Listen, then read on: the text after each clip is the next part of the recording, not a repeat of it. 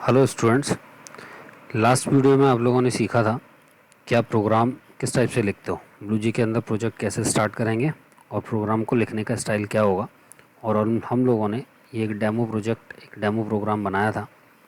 इसके अंदर हमने सीखा था 2 नंबर को ऐड करना, और वो जो एडिशन किया था हमने, वो एक तो वैल्यू को फिक्स करके किया था और दूसरा हमने पैरामीटर्स के थ्रू किया था। आप जैसे चाहे वैसे कर सकते हो। लेकिन जब आप 10th में पहुंचते हो, 9th तक आप लोगों ने कुछ स्कूल्स के अंदर फिक्स करके वैल्यूज़ को करवाया होगा और कुछ लोगों ने पैरामीटर्स के थ्रू। लेकिन अब जब आप 10th क्लास में आ जाते हो, 10th क्लास में आ जाते हो तो यहाँ पर आपको जो वैल्यूज़ इनपुट करानी है वो सब करानी होती है स्कैनर के थ्रू। पहले हम बफर रीडर को यूज़ किया करते थे, लेकिन अभी अभी जो ये सीरीज़ है, सीरीज़ के अंदर हम लोग स्कैनर को यूज़ करेंगे। हम बफर रीडर की बात फ़िलहाल नहीं करेंगे। बीच में बफर रीडर को भी समझेंगे, क्योंकि कभी कभी कहीं कहीं कुछ प्रोग्राम बफर रीडर से भी स्कूल में करा दिए जाते हैं। तो आज के इस वीडियो में हम समझेंगे स्कैनर को, कि जो स्कैनर है उस स्कैनर के थ्रू वैल्यू किस टाइप से स्टोर की जाती है और कैसे प्रोग्राम बनाए जाते हैं। तो एक नई क्लास बनाते हैं हम। स्कैनर के थ्रू यही एडिशन वाला प्रोग्राम बनाएंगे। ऐड नाम की मैंने क्लास बनाई, ओके किया। जैसे ही हम ओके करते हैं हमारी क्लास बनके तैयार है। ये मैं लास्ट वीडियो में आपको बता चुका हूँ कि किस टाइप से लेके चलते हैं। डबल क्लिक करेंगे, जो भी कुछ है इसको डिलीट कर देते हैं। सेलेक्ट किया, डिलीट कर दिया। और डिलीट करने के बाद अब जो हमें कोड यहाँ टाइप करने हैं, तो हम सबसे पहले अपना क्लास बनाते हैं। हम पहले क्लास का सी स्मॉल होगा और क्लास का नाम मैंने ऐड रखा। ये मेरी क्लास का ब्लॉक तैयार है। इसके बाद इसके अंदर हम लिखते हैं public static void main, public static void main. और यहाँ हमने अपना ब्रैकेट लिखा। इधर हमें सारे के सारे अपने कोड तैयार करने हैं। तो जो भी आपको कोडिंग करनी है वो सारी की सारी कोडिंग करनी होगी इस ब्लॉक के अंदर। अब हम अगर 2 नंबर के एडिशन का प्रोग्राम बनाने जा रहे हैं तो हमने इंटीजर एक ए लिया, बी लिया और सी लिया। ये 3 वेरिएबल ले लिए। वेरिएबल के नाम मीनिंगफुल होने चाहिए, लेकिन अभी मैं ए बी सी लेके चल रहा हूँ सिंपली। तो ए बी सी ये वेरिएबल लिए, या फिर आप इसको छोड़ देते हैं। वेरिएबल के नाम क्या लेते हैं, n1, num1, num2 और r रिजल्ट के लिए एक रिजल्ट। ये वेरिएबल लिए मैंने। n1 और n2 के अंदर मुझे वैल्यू स्टोर करानी है। वैल्यू स्टोर मैं फिक्स कर सकता था, तो हमने पिछले वीडियो में सीखा था। पैरामीटर्स को यूज़ करते हैं तो हम मीन का जो ये पैरेंथेसिस है यहाँ पर हमें वेरिएबल बनाने होते हैं। लेकिन अब मुझे ये डेटा स्टोर कराना है, यूज़र से डेटा इनपुट करवाना है। तो यूज़र से इनपुट करवाने के लिए कैसे इनपुट कराओगे, उसके लिए हमें इसके लाइब्रेरी फंक्शंस को यूज़ करना पड़ेगा। प्री डिफाइंड फंक्शंस को, पहले से बने हुए फंक्शंस को यूज़ करना पड़ेगा। तो जो ये जावा है हमारी, इस जावा के अंदर हमें पहले से बनी हुई एक लाइब्रेरी मिलती है, और उस लाइब्रेरी के अंदर कुछ पैकेजेस बने हुए होते हैं। उन पैकेजेस के अंदर कुछ क्लासेस होती हैं और क्लासेस के अंदर कुछ फंक्शंस होते हैं। तो अगर कोई भी फंक्शन, कोई भी मेथड आपको यूज़ करना है तो आपको ये मालूम होना चाहिए कि वो फंक्शन किस क्लास से बिलोंग करता है और वो क्लास किस पैकेज से बिलोंग करती है। तो सबसे पहला काम आपको ये करना होगा कि जो भी कोई पैकेज है, पैकेज हम बाद में समझेंगे। वैसे 10th में पैकेज का कॉन्सेप्ट नहीं है, लेकिन थोड़ा सा है तो समझने के लिए बस हमें इतना समझ लेना है कि सबसे पहली चीज़ ये है, अगर आपको लाइब्रेरी यूज़ करनी है, लाइब्रेरी के किसी मेथड को, किसी फंक्शन को यूज़ करना है, तो सबसे पहले उससे रिलेटेड पैकेज को इंपोर्ट कराना पड़ेगा। Import Java dot util dot asterisk. यह इंपोर्ट एक स्टेटमेंट है। ये ऑप्शनल होता है, अगर आपको ज़रूरत है तो आप इंपोर्ट स्टेटमेंट लिखोगे, ज़रूरत नहीं है तो आप इसको छोड़ सकते हो। इसके अंदर जावा, और जावा के अंदर हमें पैकेज का नाम लिखना होता है। तो यूटिल एक पैकेज है, उस पैकेज का नाम जावा डॉट यूटिल। डॉट डॉट के बाद यहाँ आपको बताना होता है क्लास का नाम। तो हमें क्या करना होता है, इंपोर्ट, इंपोर्ट के बाद जावा, जावा डॉट, डॉट के बाद पैकेज का नाम, डॉट, और इसके बाद हमें बताना होता है क्लास का नाम। तो आप चाहो तो यहाँ पे क्लास का नाम लिख सकते हो, या फिर स्टार। हम चाहें तो यहाँ पे क्या कर सकते हैं, स्कैनर। मुझे यहाँ बात करनी है स्कैनर की, तो यूटिल डॉट स्कैनर यूज़ करना चाहो यूज़ कर सकते हो, या फिर आप स्टार बना सकते हो। यहाँ अगर एस्ट्रिक बना दिया तो इसका मतलब होता है कि जो यूटिल पैकेज है, इस यूटिल पैकेज के अंदर जितनी भी क्लासेस हैं वो सारी की सारी क्लासेस हमारे प्रोग्राम में यूज़ की जा सकती हैं। सारी क्लासेस के फंक्शनों को हम अपने प्रोग्राम में यूज़ कर सकते हैं। तो यहाँ हमने सिर्फ स्कैनर को लिखा। मुझे स्कैनर ही यूज़ करनी है, इसलिए स्ट्रिक बनाऊँ या स्कैनर, एक ही बात है। इधर आते हैं हम। जब हम यहाँ आए तो यहाँ हमें वैल्यू इनपुट करानी है। System dot out dot print, और प्रिंट के बाद यहाँ एक मैसेज दिया, यूज़र से हमने बोला एंटर टू नंबर्स, ये हमने मैसेज दिया, 2 नंबर इनपुट कराने हैं, और बल्कि हम यहाँ करते हैं enter first number, 1 number input कराएंगे। अब वैल्यू इनपुट करानी है, तो इसके लिए क्या करें, तो वैल्यू इनपुट कराने के लिए स्कैनर हमारी ये क्लास है, इस क्लास के अंदर मेथड हैं, तो कई सारे मेथड हैं जिनकी हम बात करेंगे अपने प्रोग्राम्स में। तो यहाँ पर अगर आप इंटीजर वैल्यू स्टोर कराओगे तो उसके लिए आपको एक मेथड मिलता है नेक्स्ट इंट, ये मेथड है। लेकिन इस मेथड को अगर आपको यूज़ करना है तो ये जो मेथड है ये किससे रिलेटेड है, ये बिलोंग करता है स्कैनर क्लास से, और स्कैनर क्लास यूटिल से। लेकिन ऑब्जेक्ट ओरिएंटेड प्रोग्रामिंग ये कहती है कि हम अगर किसी भी क्लास के किसी मेंबर को यूज़ करेंगे तो उससे पहले हमें उसके एक ऑब्जेक्ट क्रिएट करना पड़ेगा। तो जो स्कैनर क्लास है इसके अंदर जो ये मेथड है नेक्स्ट इंट, ये कैसे, मेथड 2 अलग अलग टाइप के होते हैं, एक स्टैटिक और दूसरे नॉन स्टैटिक। तो यहाँ पे जो स्टैटिक मेथड होते हैं उन्हें हम क्लास के नाम के थ्रू डायरेक्ट एक्सेस कर सकते हैं, इसकी हम बात बाद में करेंगे स्टैटिक नॉन स्टैटिक की। फिलहाल आपको ये याद रखना है कि अभी जो हम बात कर रहे हैं वो किसकी बात कर रहे हैं, नॉन स्टैटिक मेथड्स की। अगर कोई भी क्लास का नॉन स्टैटिक मेथड है तो आपको उस मेथड को यूज़ करने के लिए पहले उस क्लास का एक ऑब्जेक्ट क्रिएट करना होगा। तो जो ऑब्जेक्ट हम क्रिएट करेंगे वो कैसे, उसके लिए हम लिखेंगे, देखिए पहले मैं सिंटैक्स बता देता हूँ ऑब्जेक्ट क्रिएशन की, हाउ टू क्रिएट ऑब्जेक्ट। तो जो ऑब्जेक्ट क्रिएट करेंगे इसके अंदर हम क्या करेंगे, class name space object name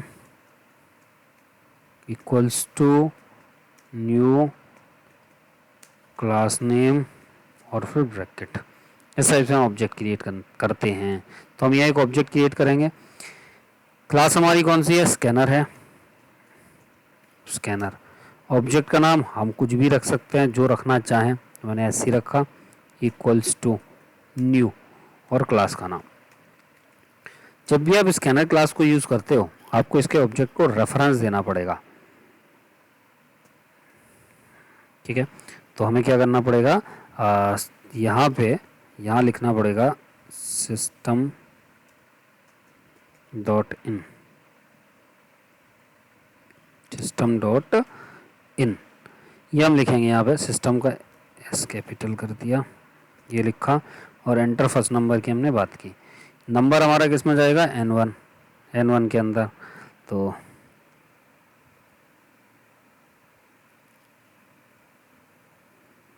यहाँ पे N1 equals to SC dot next int लिखेंगे। इसके बाद फिर से इसी को मैंने कॉपी किया, कॉपी करने के बाद पेस्ट कर देता हूँ। तो यहाँ हम लिखेंगे system out print enter first के बाद यहाँ लिखेंगे हम second number, enter second number, और इधर हमने लिखा N2 equals to SC dot next int, और यहाँ R equals to N1 plus N2, और इसके बाद रिज़ल्ट प्रिंट करेंगे system dot out dot print, यहाँ हमने मैसेज प्रिंट किया result equals two plus R, ये लिखा हमने। और इसको लिखने के बाद देखिए R पे यहाँ रिज़ल्ट दे रहा है क्योंकि मैंने रिज़ल्ट बनाया, result equals to N1 plus N2, और यहाँ पे भी हमारा क्या आएगा रिज़ल्ट। तो हमने वेरिएबल लिखा, और इसके बाद अब हम इसको रन करा के देखते हैं कि रन कराने से क्या आएगा। तो इसे रन किया, कोई एरर नहीं है, राइट क्लिक किया, वॉइड मेन में गए, यहाँ इसने बोला एंटर नंबर, तो नंबर एंटर करते हैं, हमने यहाँ 10 दिया, एंटर सेकंड नंबर 12 दिया, इसने बोला रिज़ल्ट इक्वल्स टू 22। तो ये सबसे अच्छा तरीका है प्रोग्रामिंग करने का कि आप इस टाइप से प्रोग्राम बना सकते हो, रन करा सकते हो जितनी बार चाहो, और हर बार कंपाइल की ज़रूरत नहीं है, कुछ चेंज करोगे तभी कंपाइल करना होगा। हमने यहाँ पे 120 कर दिया, 890 कर दिया, ये रिजल्ट दे देगा 1010। तो इस टाइप से आप अपने प्रोग्राम बना सकते हो स्कैनर का यूज़ करके। मैं एक बार फिर से आपको समझा देता हूँ कि स्कैनर, अच्छा एक और चीज़, मैंने वैल्यू यहाँ इनपुट कराई है, तो मैं स्कैनर वाले स्टेटमेंट को कहीं भी लिख सकता हूँ। अगर मैं स्कैनर वाले स्टेटमेंट को यहाँ लिखना चाहूँ तब भी कोई प्रॉब्लम नहीं है, इसे यहाँ की जगह ऊपर लिखना चाहूँ तब भी कोई प्रॉब्लम नहीं है। तो आप जहाँ चाहो वहाँ लिख सकते हो। आप इस sc dot next line function को यहाँ यूज़ कर रहे हो, इससे पहले क्रिएटेड होना चाहिए sc नाम का ऑब्जेक्ट। अब ये चाहे आपने वेरिएबल क्रिएट करने से पहले बनाया हो या फिर वेरिएबल क्रिएट करने के बाद बनाया हो, आप जहाँ अच्छा लगे वहाँ पर आप इसको रख सकते हो। मैंने ऊपर ही रख दिया। मैं कमेंट सेक्शन को भी उठा के यहाँ से ऊपर ही ले जाता हूँ। कमेंट सेक्शन को उठा के मैंने इसको भी रख दिया इधर ही, और इसके बाद ये ऑब्जेक्ट क्रिएट कर दिया, इधर आ गए। तो जहाँ आप ऑब्जेक्ट क्रिएट करना चाहो उसको जहाँ यूज़ करना है उससे पहले आपका ऑब्जेक्ट होना चाहिए। इस टाइप से आप स्कैनर को यूज़ करोगे। तो आप समझ गए होंगे कि किस टाइप से हमें प्रोग्रामिंग करनी है। चलिए हम एक और प्रोग्राम लेते हैं। जैसे हमने ये बनाया, हम एक प्रोग्राम और बनाएंगे, एरिया सी मैंने नाम दिया है इसको, एरिया सी नाम दिया है इसको। तो ऐसा किस लिए, तो देखो हमें क्या करना है। तो मैंने अभी जो प्रोग्राम बनाया था उसे ऐड वाले प्रोग्राम को उठा लेता हूँ, और इसमें से इतना पोर्शन चलो पूरा उठा लेते हैं एक बार। हम कॉपी कर लिया, एरिया सी पे आया, यहाँ इसको पेस्ट कर दिया मैंने, और ऐड की जगह क्लास का नाम हो गया एरिया सी। तो मैंने इसलिए कॉपी पेस्ट किया क्योंकि मुझे फिर से नहीं लिखना पड़ा, लेकिन आप जब प्रोग्रामिंग करोगे तो फिर से लिखना। ऑब्जेक्ट मेरा बना हुआ है ही एरिया सी। ये जो प्रोग्राम मैंने क्रिएट किया है, ये प्रोग्राम मेरा क्या है, ये प्रोग्राम है कैलकुलेट एरिया ऑफ सर्कल। हम एरिया ऑफ सर्कल की बात कर रहे हैं। तो यहाँ आएंगे, इधर आने के बाद आपको वेरिएबल चाहिए।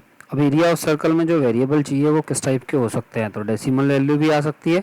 एरिया ऑफ सर्कल का फॉर्मूला होता है पाई आर स्क्वायर। तो इंटीजर की जगह हम यहाँ क्या करेंगे, हमने वेरिएबल बनाया डबल टाइप का। डबल टाइप का एक आर बनाया और एक ए आर बनाया, ए आर एरिया के लिए, आर रेडियस के लिए। और सिस्टम आउट प्रिंट में आने के बाद यहाँ मैसेज दिया एंटर रेडियस ऑफ सर्कल, ये मैंने एक मैसेज दिया। और यहाँ पर हम क्या करेंगे, ये जो है n1 इसके हटा दिया, r equals to sc dot next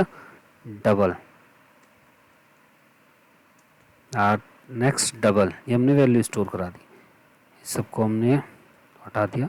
सब हमने रेडियस चाहिए थी और कुछ नहीं, और इसके बाद हमें फॉर्मूला लगाना है। तो वो फॉर्मूला हमारा क्या रहेगा, तो एरिया इक्वल्स टू पाई की वैल्यू 3.14 ले ली मैंने, इनटू आप 22/7 भी कर सकते हो, into R pi R square. आप लोगों को फार्मूला पता होगा, एरिया ऑफ सर्कल का फार्मूला होता है पाई आर स्क्वायर। तो पाई की वैल्यू 3.14 या 22/7 भी लिख सकते हो, इंटू आर किया, प्रिंट करेंगे हम।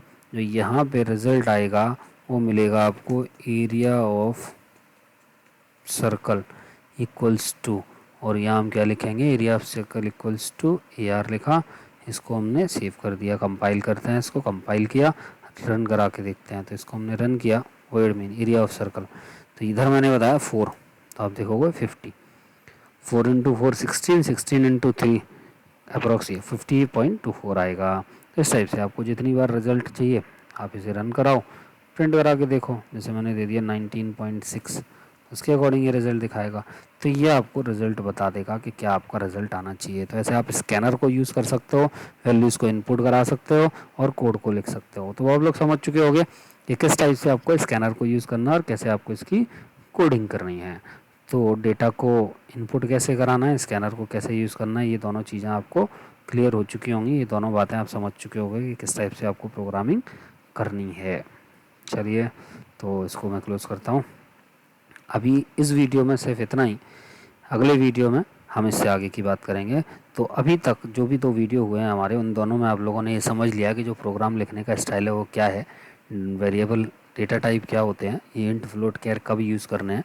जब आपको डेसिमल वैल्यू चाहिए आप डबल यूज़ करोगे, जब आपको कंप्लीट नंबर चाहिए था आपने उसमें इंटीजर यूज़ किया, तो इंटीजर यूज़ करना है कंप्लीट नंबर के लिए, डेसिमल के लिए डबल यूज़ करना है। अभी हमने कैरेक्टर की कोई बात नहीं की है, कैरेक्टर की बात करेंगे लेकिन वो बाद में, उससे पहले हम लोगों को ऑपरेटर समझने होंगे और ऑपरेटर को समझने के बाद फिर हम आगे की बात करेंगे। तो एक दो प्रोग्राम है, इस टाइप के छोटे छोटे सिंपल से प्रोग्राम आप बना सकते हो कि जो भी हमारे प्रोग्राम्स रहेंगे वो इस टाइप के किस टाइप से बनने हैं।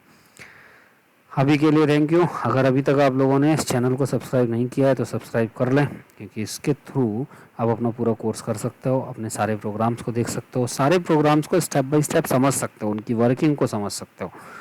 तो अभी के लिए थैंक यू। आप इसे देखें और इस टाइप के प्रोग्राम्स को बनाएं। नहीं आता है तो मुझे कमेंट सेक्शन में बताएं। कोई ये प्रोग्राम आपके पास है तो आप उसे लिख के दें, मैं उसे बना के दूंगा आपको। Thank you.